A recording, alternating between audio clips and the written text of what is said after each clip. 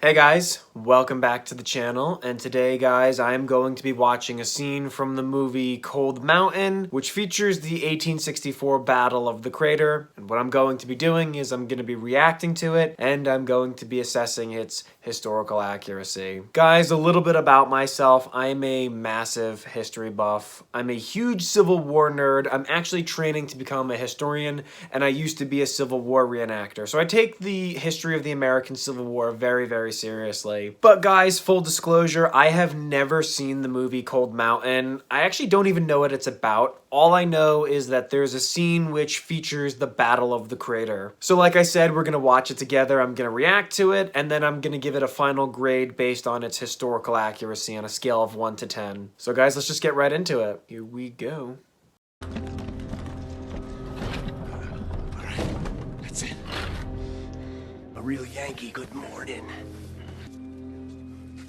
Jude Law. That old book of yours is in shreds.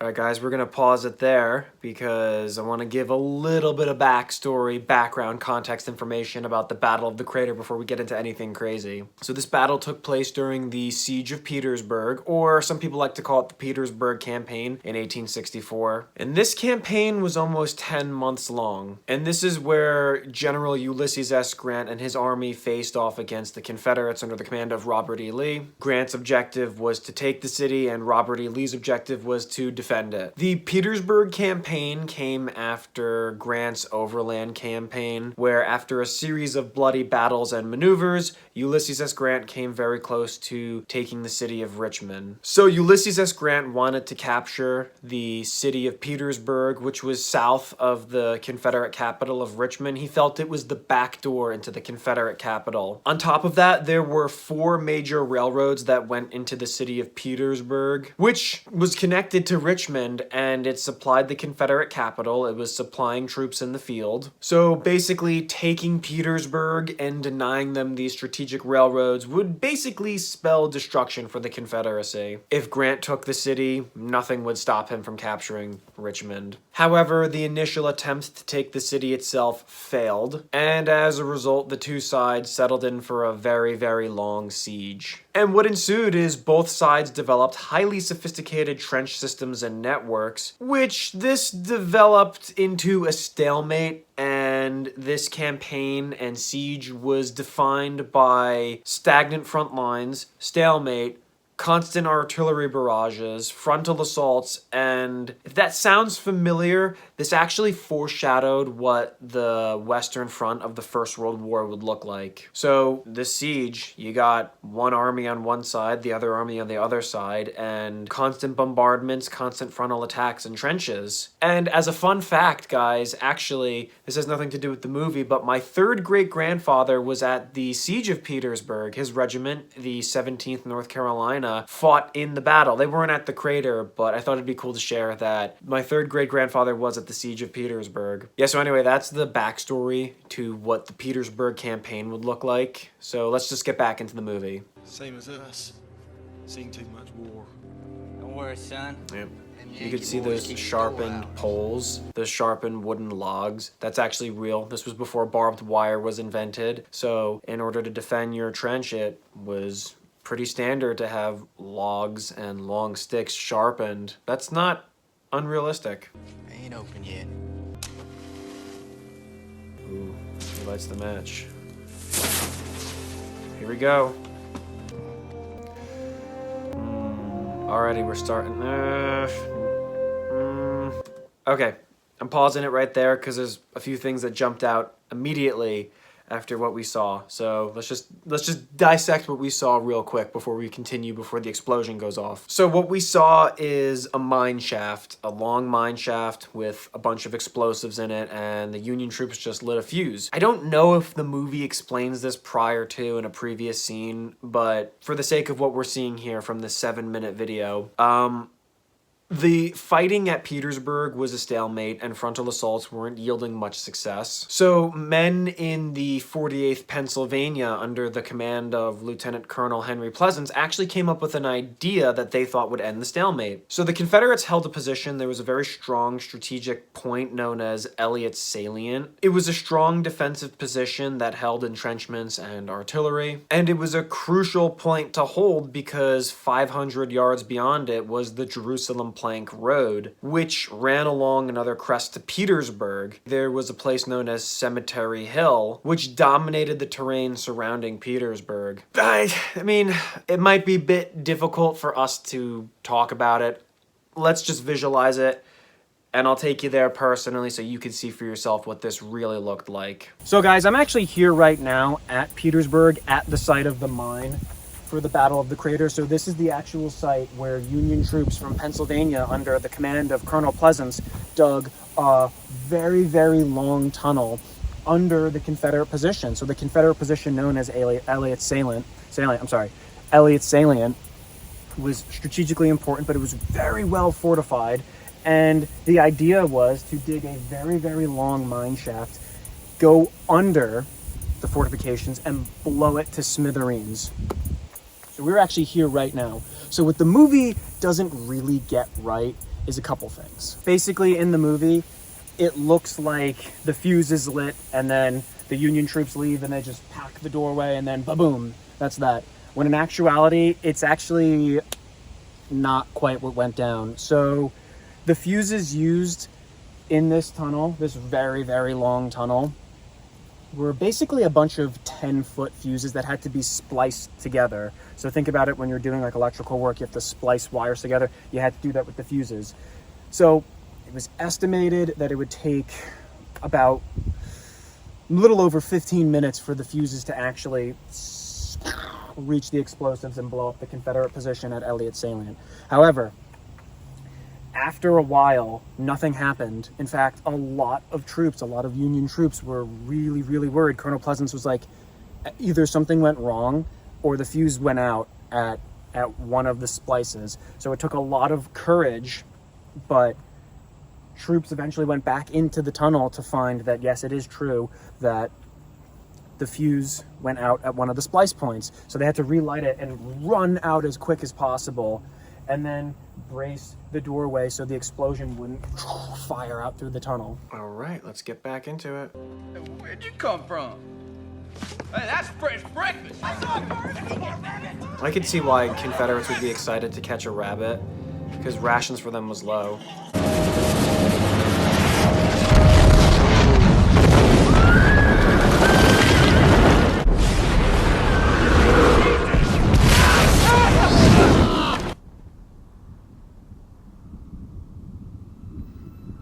All right, so we have a little more stuff to unpack. So yeah, let's go back to the mine itself. Now guys, this is just the entrance to the mine. We're gonna try to get close.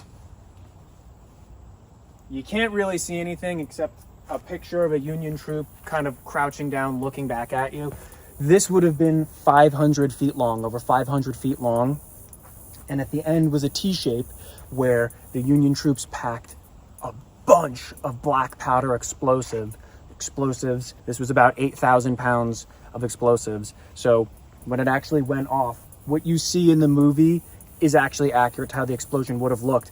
But what I didn't tell you thus far is the initial attempt to light the fuses on this long tunnel was actually around 3 in the morning. So after an hour of waiting, they went back in, they relit the fuses, and then the explosion was about, I think, 4:40 in the morning approximately. And the movie has you believe that it happened during the daylight, when in actuality that's not entirely accurate. So yeah, that's the report from the mine itself. So it was the idea of Colonel Pleasants to dig this 500 feet long tunnel and pack it with 320 kegs of powder, which was 8,000 pounds. And the interesting thing is Colonel Pleasants was a mining engineer before the war, so he was able to bring his pre-war skills and talent to the battlefield. In fact, the construction of this tunnel was sophisticated and genius at the same time. However, the commander of the Army of the Potomac, George Meade, and then the commander of all all U.S. armies, Ulysses S. Grant did not really have much faith in this idea, in this plan. They did greenlight it, but they didn't really offer it much support. So the supplies that they had to use for digging this tunnel, a lot of it was improvised, and they didn't get much help from command. Nevertheless, the tunnel, the 500 feet long tunnel, as we saw in the movie, was dug, and the explosives were set. Now, the actual plan of attack was General Ambrose Burnside. He was going to send in 2 brigades to fill in the gaps caused by the explosion. A regiment in the front was to clear the trenches left of the crater, and then the other regiment that was in the front would clear the trenches in the right. And after these trenches were properly cleared out, then the troops would advance upon Cemetery Hill. And this is where Burnside's 3 other divisions would come in for support. Now, I know I haven't done much reacting, but I do think it's important to context what we are actually watching in the movie. And what the movie doesn't tell us thus far is George Meade actually altered this plan significantly. So General Ambrose Burnside actually planned and trained his most fresh division under the command of General Ferrero to lead this attack after the mine exploded. But Meade wanted to change this because Ferrero's division lacked experience and the soldiers were black. In fact, this was the only black division in the Army of the Potomac. And as Meade saw it, he thought it would be really bad PR if the attack failed, and if the attack failed and the black troops got slaughtered, it would look really bad for the war effort. So George Meade said that it would seem like, quote, that we were sending these people ahead to get killed because we did not care anything about them. And then the problem gets worse from there. The 2 actually brought this issue up to General Grant, and General Grant agreed with Meade, saying that the black troops are not going to spearhead this attack, even though they were the most fresh division and they trained and planned for this. They were specially trained for this attack, and it wasn't to go ahead. But Meade also changed the plan, saying that no movements to clear out the trenches left and right of the crater is to be made. It's just the troops are to advance and take Cemetery Hill immediately. Now, the thing is, General Ambrose Burnside was not good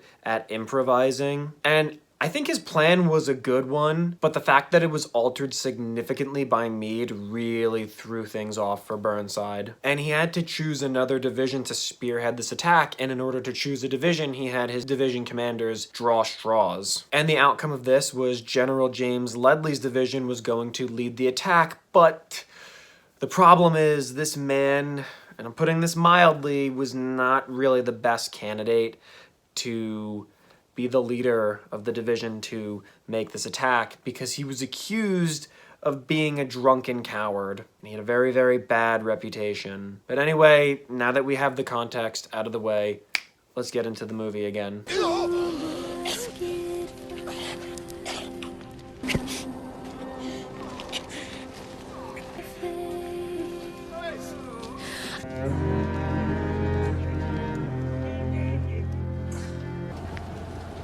So we got the U.S. troops advancing.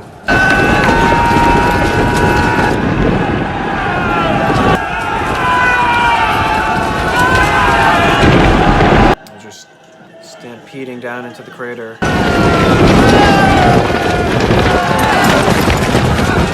Now they can't climb out. Confusion. You're trapped in the wrong damn crater! Send them yanks straight to hell! Fools dug their own grave!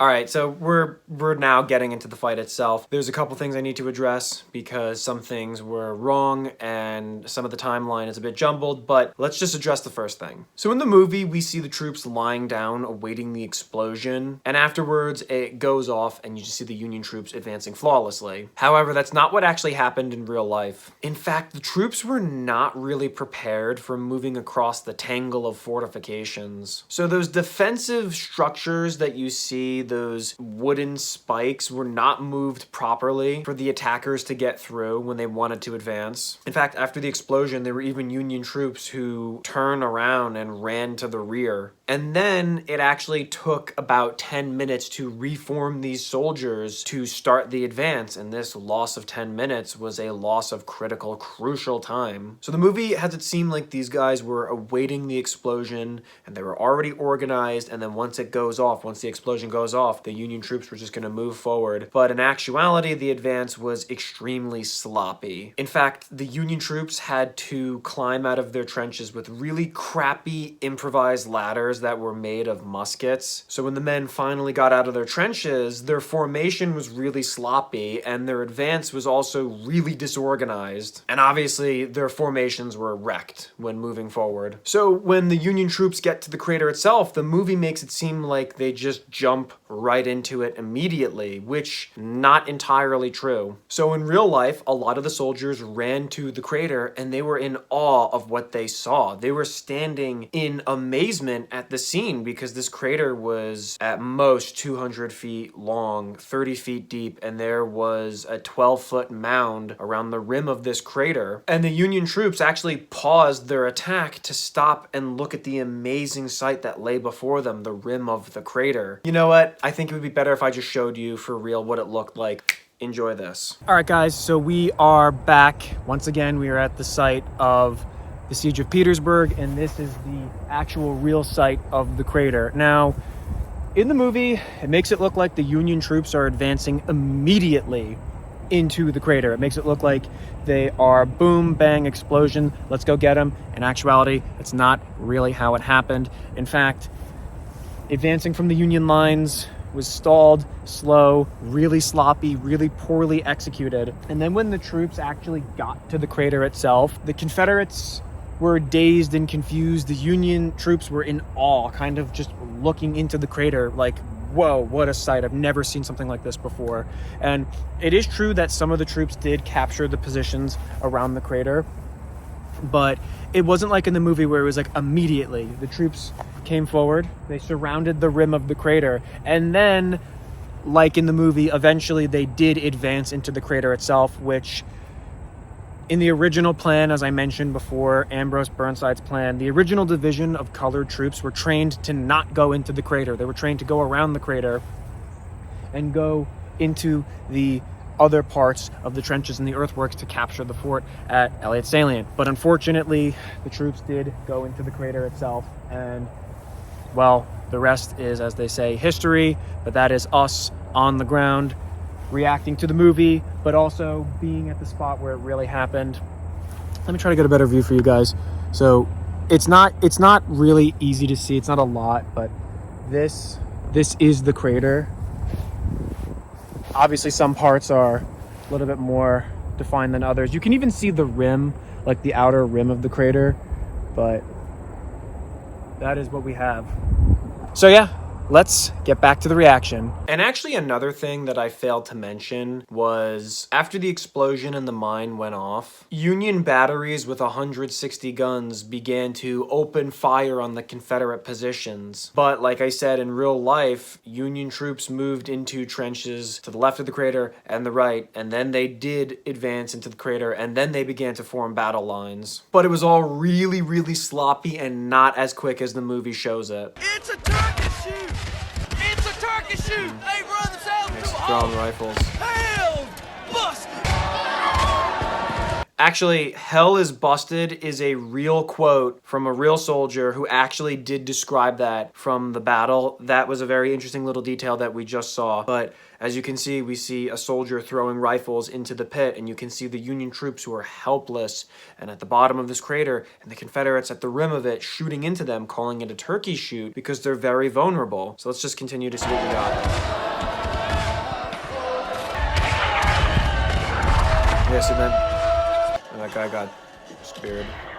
There's one more thing I want to share from the crater itself. So guys, we are back at the crater, and there is one thing that struck me immediately in the movie as we were watching it. Guys, so there's a scene, there's a little spot in the movie where there's a Confederate soldier character who is taking his rifle with the bayonet and just throwing it into the pit. Throwing it so he can spear some unfortunate poor soul Union troop who's trapped in the crater. That might seem silly or goofy or ridiculous for the movie, but the truth is there are actual eyewitnesses who've attested that that really did happen. That might seem like something ridiculous for the movie, but the truth is that actually is real, authentic, and an accuracy, a surprising accuracy that really did happen. So there were Confederate troops who stood at the edge of the rim and just threw rifles with bayonets and like a javelin to skewer troops down in the bottom of the pit. So that's another accuracy I thought I would share with you guys while actually being at the place where it really did happen. Yeah, I hope you like that little field trip we took from the crater. However, guys, what the movie fails to recognize is there was fighting beyond the crater itself. The movie just completely omits that. But roughly like 3 hours after the explosion went off, there was approximately 10,000 Union troops who were crammed in the crater itself. And it was at this point when the Confederates were preparing for their counterattack. So at this point, there was an effort for the Union troops to push to Cemetery Hill, but the momentum really was lost, and it was stopped by Confederate troops and artillery fire. But to be fair, to be charitable, what the movie does show correctly is the Union troops are crammed in this crater. Some of them are cowering, some of them are trying to take cover. You just see command deteriorating and others just not wanting to move. So that is something that is accurate from this movie. Yeah, it's just a mayhem at this point.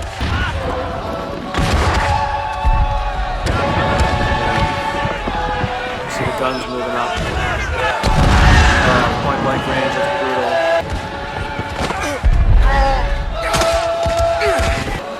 Right now we see Confederates like going into the crater itself, fighting hand to hand. And now we see the black troops, so we do see the black troops coming up to provide support. So, all that blood is pooling at the bottom. Ooh, savage hand-to-hand fighting. We have an Indian man fighting against a black guy, not entirely inaccurate. Ooh.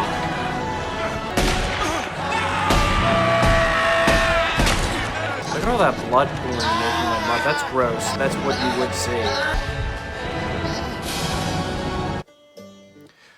Alright, so that's all we have from the clip. I don't know how much longer it extends, but I only had a 7-minute version of it. So let's just unpack what we saw. So the movie does show the black troops engaged in this fight, but what it doesn't tell you is something really, really messed up happened to the black troops at the Battle of the Crater. So what the movie doesn't tell you is that the Confederate soldiers became enraged at the sight of black people fighting in Union uniforms. They were enraged at the sight of armed black men fighting against them. So much so that there was no mercy. There were Confederate soldiers who mercilessly beat these black men with their fists, with their rifles. There was even accounts of a black soldier being beaten to death with a ramrod. And it was so bad that Confederate soldiers would not accept the surrender of the black soldiers. So like I said, these people were being beaten, shot, stabbed with no quarter. In fact, and this is really messed up, but in a cruel sort of twist of solidarity, when the battle was devolving to the point where it was chaos and pandemonium, there were white Union troops who turned on their black counterparts and their black comrades. So in a weird solidarity attempt to get mercy from the Confederates, there are accounts of Union soldiers killing their fellow Union soldiers. So white Union troops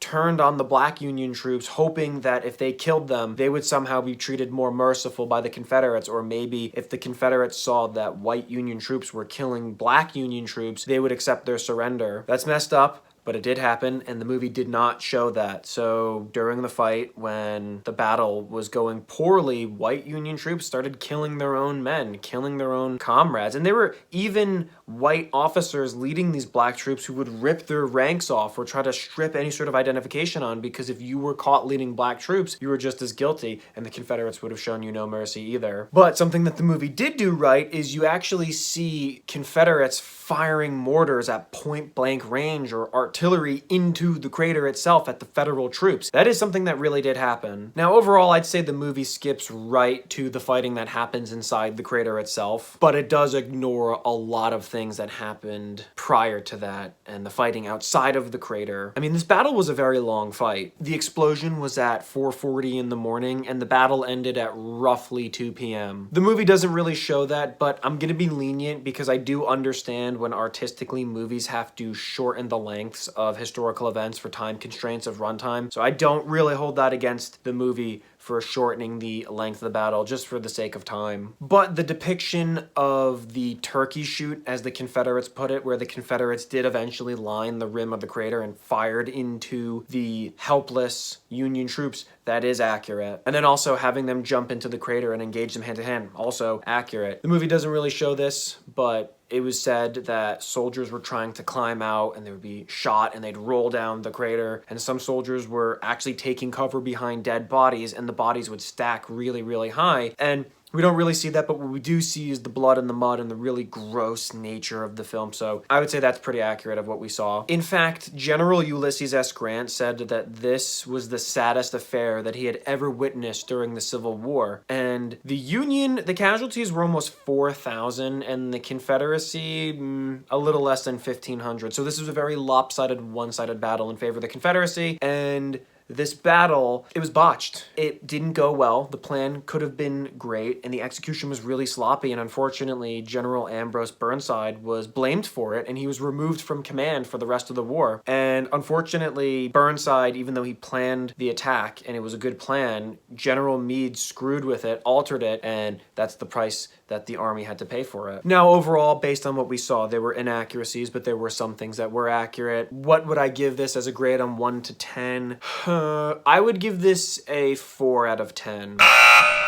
Now, the reason why I want to say it's a 4 out of 10 is because the advance in the movie was flawless. For the most part, it had the troops prepared and they just engage immediately. That's not how it happened in real life. The movie also ignores the fact that the explosion was in the darkness of the morning, whereas it's in broad daylight. I would also say that the explosion didn't go off as quickly as it was shown in the movie. You know, they light the fuse and then it goes off, when in actuality, the fuse was extinguished at one of the splice points and they had to relight it. Wasn't seen. And then it doesn't show the fighting that happened outside the crater. And what we do see, I would say, like, if you had to sum up the Battle of the Crater by giving it 3 sentences: Union soldiers dug and exploded a mine under a Confederate position, sloppy attack where Union troops were inside the crater being shot at mercilessly. That's what the movie does get right. Little instances like when they say it's a turkey shoot or that reference to hell, that was real. And then you see that one soldier throwing rifles like it was a javelin. That really did happen. There are eyewitness accounts saying that really did happen. But it does ignore what the Confederates did to the black troops, and then it does ignore what the white Union troops did to the black troops to avoid a horrible fate that befell them. Yeah,